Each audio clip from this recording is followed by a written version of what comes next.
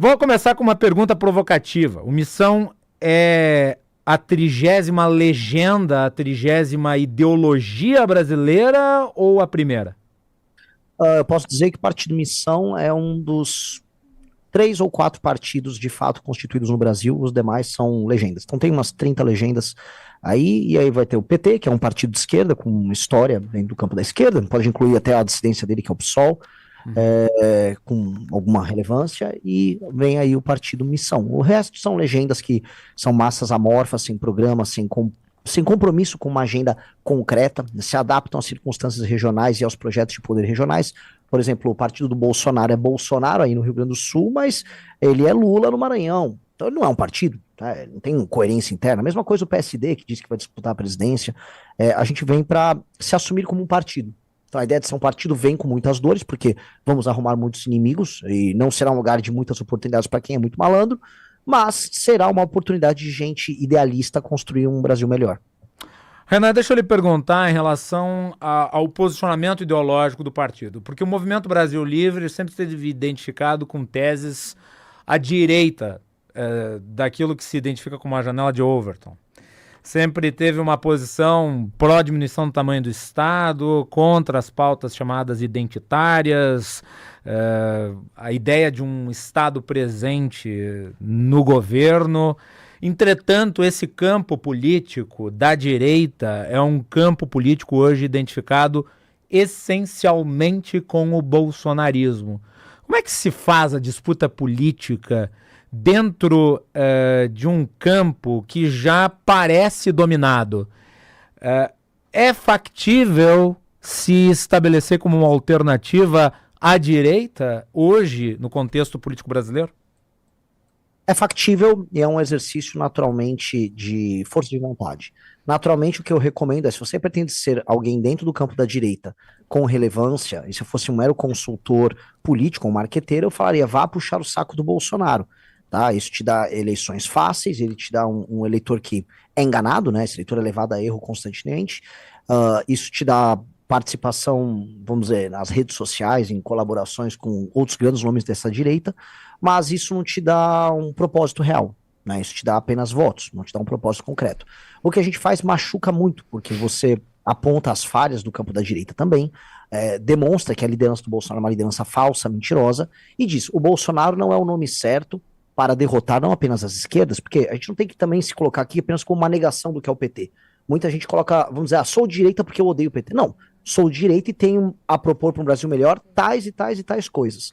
A direita bolsonarista não tem. Eles podem, no máximo, ver assim, nós defendemos a família, nós defendemos Deus, o que é também bastante questionável, mas isso fica apenas, vamos dizer, na parte do campo, no campo das ideias meio etéreas. A gente não, a gente entra no detalhe. Vamos fazer tais e tais coisas para obter tais e tais resultados. Essa é uma diferença muito clara. E a segunda coisa que é legal a gente colocar aqui é que nós entendemos isso como parte de uma jornada e que os resultados não vão vir no curto prazo. E, portanto, que nós vamos nos machucar no caminho, no sentido de que seremos atacados pela direita falsa, que é essa direita tocada pelo Bolsonaro, por justamente expor o que é concreto. Então, é um desafio apenas para os corajosos. Até por isso o nome do partido é Missão. Mas me parece que a dificuldade é grande de se estabelecer nesse campo político. E daí eu vou fazer uma pergunta que diz respeito ao histórico do MBL. O MBL, em algum momento, tangenciou por uma aproximação com o bolsonarismo. Como é que você vê aquele momento histórico e como é que você entende a realidade do MBL hoje em relação ao bolsonarismo? A gente teve uma aproximação tática com o Bolsonaro no segundo turno de 2018. No primeiro turno, nós éramos atacados por eles, inclusive o Kim havia dado uma entrevista para o jornalista Rica Perrone, ficou bem conhecida essa entrevista, porque os bolsonaristas usaram muito, quando perguntaram para ele, você acha que o Bolsonaro seria um presidente melhor do que o Geraldo Alckmin, que estava concorrendo contra ele? Porque falou, não, o Alckmin seria um presidente melhor do que o Jair Bolsonaro. Deixando bem claro naquela época que o Kim topava perder votos, mas não se colocaria abaixo do Bolsonaro. Isso no primeiro turno, quando ele poderia levar uma clara vantagem em ser um candidato endossado pelo bolsonarismo. Kim teve quase 500 mil votos naquela eleição, sem endosso dos Bolsonaro. A gente teve esse apoio, vamos dizer... Vocês se arrependem disso? Não, não me arrependo. No sentido de apoiar o Bolsonaro no primeiro turno? No segundo turno, desculpa. Isso. Não me arrependo. Era o que a gente tinha para fazer na época. Também não íamos apoiar o PT, a gente estava numa luta encarnecida contra os petistas na época, foi o período da prisão do Lula. Talvez a gente tivesse que se manter neutro. Sim, talvez se manter neutro, igual nós fizemos em 22, fosse o caminho, vamos dizer, eticamente mais correto, mas na época não dava para saber. Havia um grande otimismo na ideia de direita no Brasil. A direita, até a eleição do Bolsonaro, é legal fazer essa retrospectiva, porque deve ter bolsonaristas assistindo o seu programa, Guilherme, e eu aproveitar essa oportunidade para explicar. De 2014 até 2018, a direita só ganhou. E foi justamente o período que o Bolsonaro não comandava a direita. Era a Operação Lava Jato, petista sendo preso, o cara do Centrão sendo preso, empresário corrupto sendo preso, era o petismo que caiu, era a PEC do teto, PEC, reforma trabalhista, fim do imposto sindical passando, ou seja, toda uma agenda mais pro nosso campo foi passando. E a gente estava vencendo. Então havia um otimismo e falando, tá, o Bolsonaro tem todos esses defeitos, talvez o governo não seja tão ruim, haverá uma união da direita e tal. Erramos. Subestimaram o Bolsonaro em ser disruptivo. Hiperestimamos o QI do idiota. E não apenas a baixa inteligência do Bolsonaro, né? A gente acabou, vamos dizer, aí sim, subestimando a terrível falta de caráter dele, né? A gente não sabia que ele trairia todo mundo tão rápido, colocaria todo mundo na berlinda em nome da proteção do filho corrupto dele, que é o Flávio.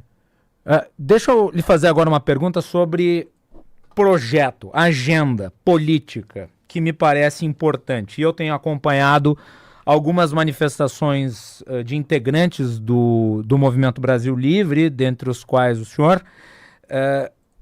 Vocês têm falado muito sobre segurança pública e a utilização do conceito de direito penal do inimigo como uma agenda de controle das facções criminosas. O senhor acredita que isso é viável do ponto de vista da existência da Constituição brasileira?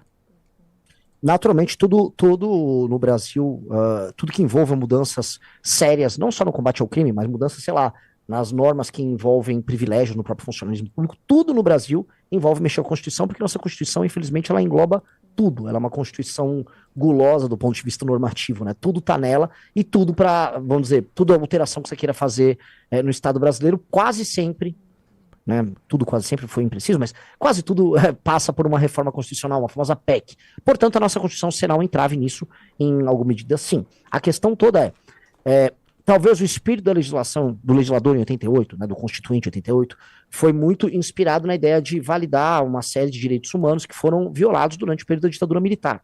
É compreensível, mas eles não estavam se preparando para aquele Brasil que já estava nascendo nos anos 80. As facções, especialmente o Comando Vermelho, já nasciam nos anos 80. A tomada por parte dessas facções dos morros cariocas e da periferia de algumas cidades grandes já estava sendo feita lá nos anos 80, só que isso foi subestimado. E a legislação, ela atravancou o combate ao crime, criou uma série de prerrogativas. A ideia, por exemplo, é anterior, naturalmente, à da Constituição, tá? Mas a Constituição, ela endurece, né, a forma de enfrentamento a isso. O Código Penal, que é anterior a isso, que é lá dos anos 40, ele já tinha essa ideia de, não só da saidinha, mas a ideia da... Puta, agora não tá vindo na minha cabeça, quando você tem a sua pena vai se reduzindo, né? Você vai... Progressão de regime. Progressão, exatamente, com a letra P. A progressão de regime. A ideia da progressão de regime é uma ideia estúpida e você cria um sistema de incentivos para isso. A ideia de enfrentar com uma legislação muito mais dura e o espírito do tempo de 88, esse espírito sempre tem que ser combatido por nós com uma legislação muito dura, entendendo que não vai haver solução que não passe por uma punição e enfrentamento muito rígidos. Essa punição e esse enfrentamento muito rígidos terão que estar no espírito de um novo governo. E esse espírito é um espírito nesse sentido de ruptura com o espírito de 88, que é um espírito de manutenção de direitos humanos que criou uma série de entraves para o combate ao crime. Eu acho que há sim uma substituição daquele espírito. Mas vocês defenderiam a institucionalidade, a institucionalização do conceito do direito penal do inimigo? A institucionalização no sentido de colocar em lei a perspectiva do direito penal de terceira velocidade, que é, no fundo, o direito penal do inimigo. O direito penal do inimigo se dá, ele entende o direito da segunda coisa. Tem a questão da punição e tem a questão da velocidade com que o Estado age para punir. Né? Então, você, por exemplo, um crime de um assassinato, um crime com assassinato, é um crime grave que precisa de punições graves. Naturalmente, como é um crime grave, com punições graves, e eventualmente aquilo é um cidadão brasileiro, titular de direito, está cometendo crime, ele tem um amplo direito de defesa, porque pode ser que uma injustiça aconteça com ele. Ou seja, punições graves, mas velocidade lenta. O segundo tipo de situação é crimes muito leves, né, o direito de segunda velocidade, crimes muito leves, cara, você pode ser veloz e ágil para você solucionar aquilo, porque são crimes leves, o dano até para... Mas isso não implicaria de fundo uma discussão sobre a sistemática recursal no Brasil A e a lógica- atribuição das instâncias jurídicas, bem como as suas divisões internas? Me refiro aqui à ótica de uma reforma estrutural do sistema judiciário brasileiro. Sim, mas é que assim, deixa eu chegar aqui no terceira velocidade. O direito penal de terceira velocidade é a ideia de que certo tipo de brasileiro, para certo tipo de crime que ele comete, ele deveria ter um estatuto ou um status diferente, em que o direito será rápido contra ele e vai puni-lo de uma maneira muito dura. Portanto, não apenas as punições, né, o direito penal será muito rígido contra ele, as penas serão graves e duras, mas o Código de Processo Penal, as leis de execuções penais, elas também serão alteradas de modo a que o direito seja veloz contra ele. É essa alteração nesse sistema legal que vai passar justamente no processo penal e no direito penal que passa pela ideia do direito penal do inimigo, que é estabelecer quem é o inimigo. Quem é o inimigo? Ó, vou entender o faccionado, o membro de uma facção que não reconhece a autoridade do Estado brasileiro sobre ele, que atua de maneira sistemática em corromper e subverter as leis e que comete crimes e viola recorrentemente, estou falando aqui de 3 décadas de violações de direitos humanos consistentes e que tomam o território brasileiro, essas figuras terão um status diferenciado, em que o direito será rápido e muito punitivo.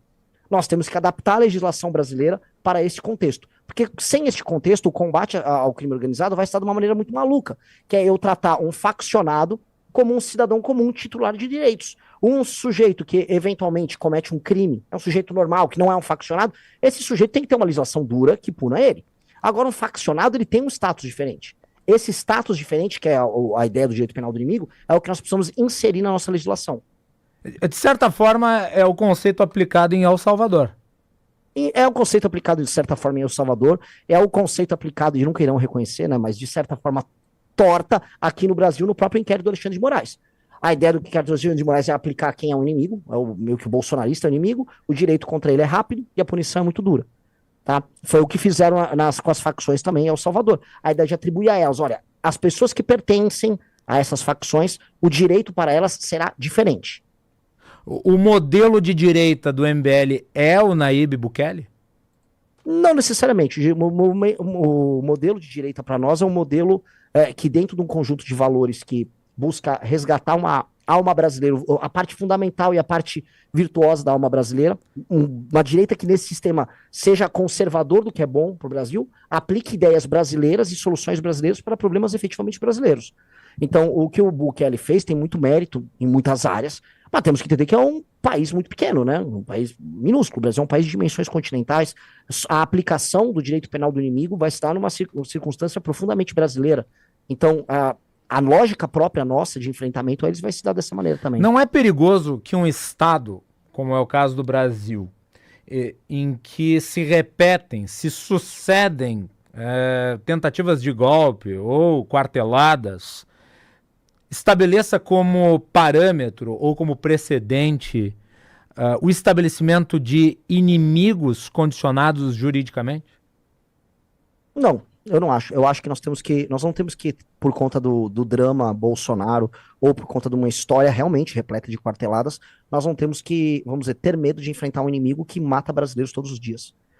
Nós temos um problema que é dramático. Nós naturalizamos, e isso é uma virtude e um defeito brasileiro, que a gente naturaliza o que é bom e o que é absurdo. Então é uma nação que ela aceita que uma cidade como São Paulo tenha favelas aos montes e crianças pedindo dinheiro na rua, e a gente acaba naturalizando e achando que aquilo é parte do nosso corpo social. Nós não podemos achar que o crime organizado é parte desse corpo social.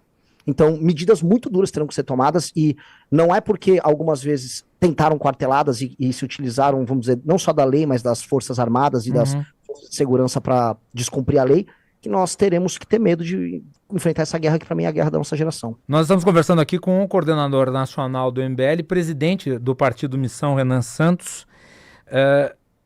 Ainda sobre El Salvador, ali, a pretexto de combater o crime organizado, existem uma série de denúncias relativas a direitos humanos, no caso que Bukele teria, no meio da ação contra as facções, contra os grupos criminosos que de fato atuavam em El Salvador, prendido inimigos políticos.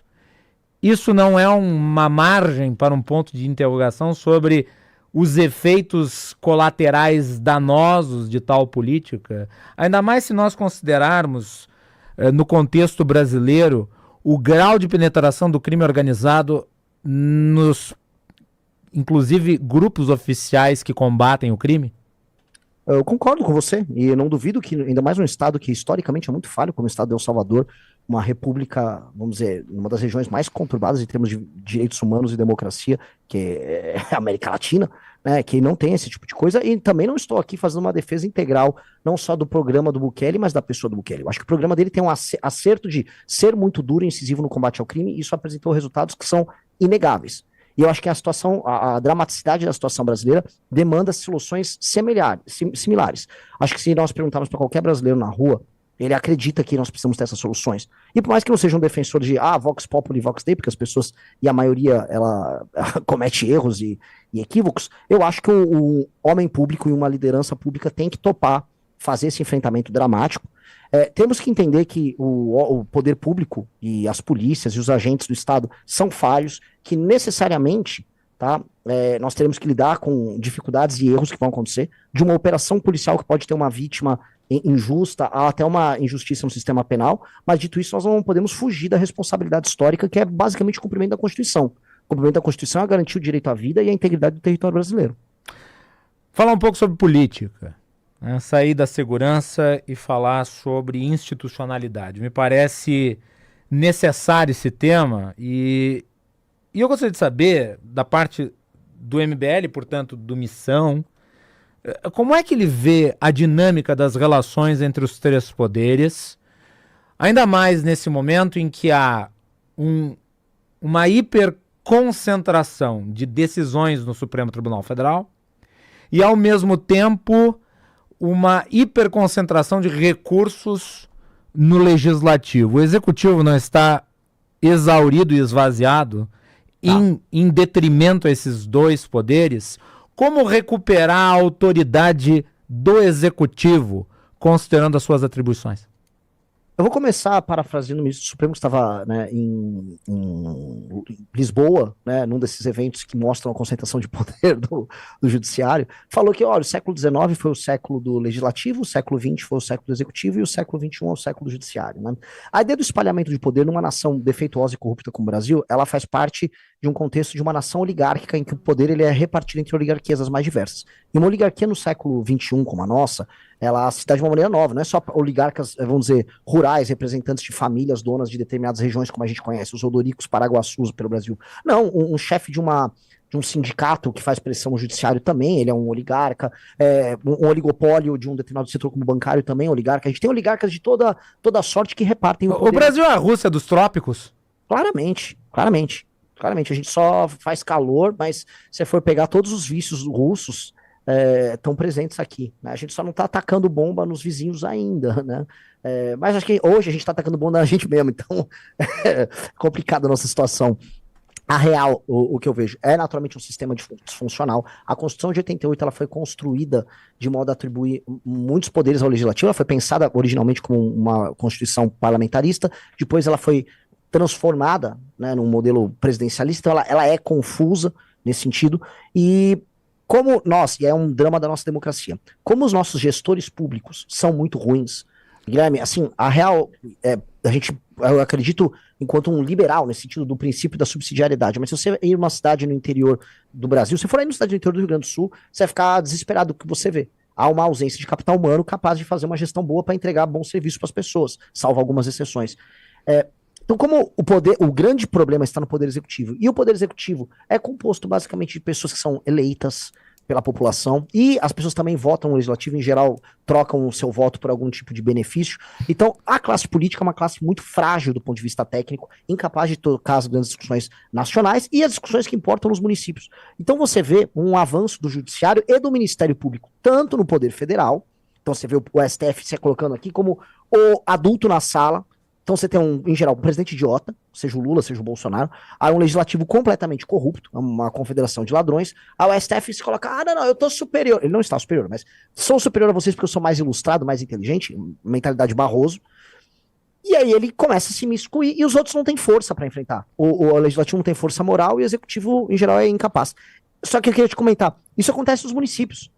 Nos municípios você tem uma participação, assim, bizarra do Ministério Público, promotores que se metem na gestão pública. muito pela fraqueza do legislativo e do executivo também se manter. Então, é um país doente, porque a gente não forma capital humano e a democracia, por mais que nós sejamos todos democratas, a democracia, o sistema de estímulo dela, o sistema de incentivo dela, faz com que idiotas assumam posições de poder. Isso é dramático. Qual é a mágica do MBL para lidar com essa realidade, principalmente na relação com o legislativo?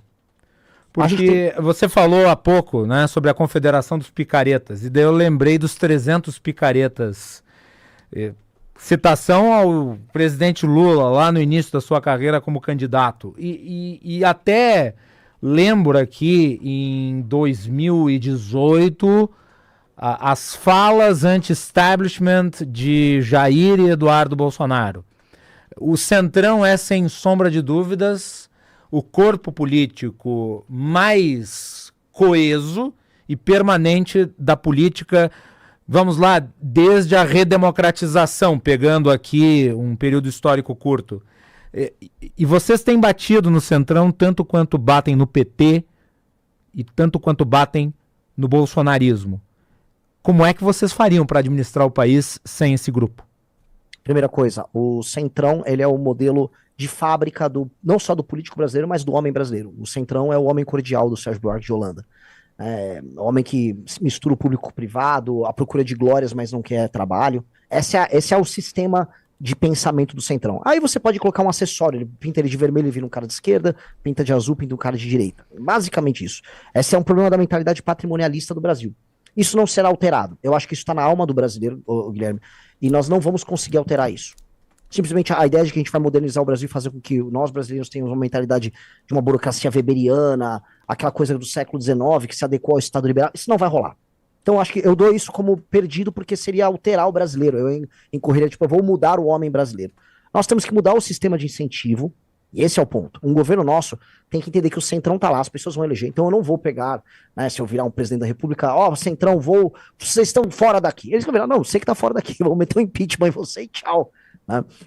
Nós teremos que começar com um governo em que nós vamos ter que trazer para perto alguns elementos deles, trazer elementos deles para dentro do governo, mas não transformar o governo num governo deles, um governo essencialmente corrupto. Então, peraí, vocês admitem que o Centrão participaria do governo, ainda que acessoriamente? Se você não conseguir, se você não fizer isso hoje no sistema nosso, você não tem maioria. Só que aí entra o ponto. Nós temos que fazer uma alteração profunda no sistema de incentivos de um governo brasileiro em todas as esferas. E essa alteração tem que se dar na base. Esse deputado do Centrão só é eleito porque os partidos políticos têm um sistema de incentivos que faz com que a população vote naquele cara e aquele cara gere dinheiro pro partido, e aí esse cara manda emenda pro prefeito na base dele, que elege ele, e você fica replicando esses caras que são um fim em si. Tem que ser alterado. O que nós vamos propor, que é a grande reforma administrativa nossa, é que todo o sistema de incentivos, de emenda, de envio de verba, do Fundo de Participação dos Estados, Fundo de Participação dos Municípios, se dê através de resultados claros, com indicadores claros dos municípios e dos estados.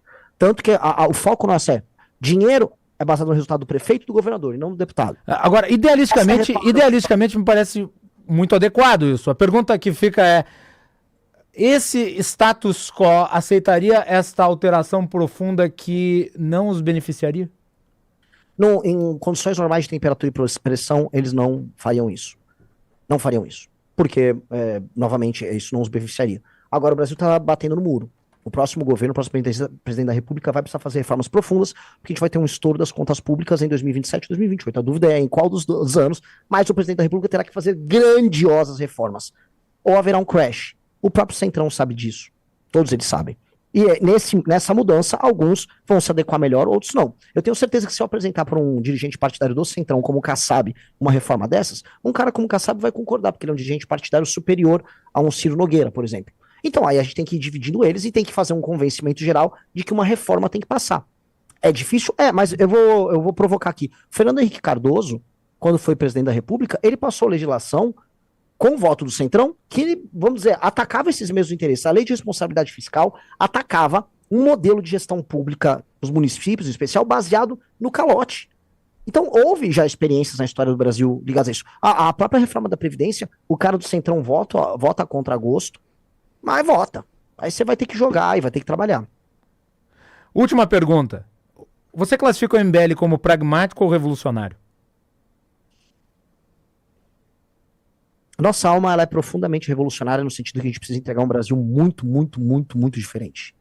E nós não temos muito tempo, por isso nosso nome do partido é Missão.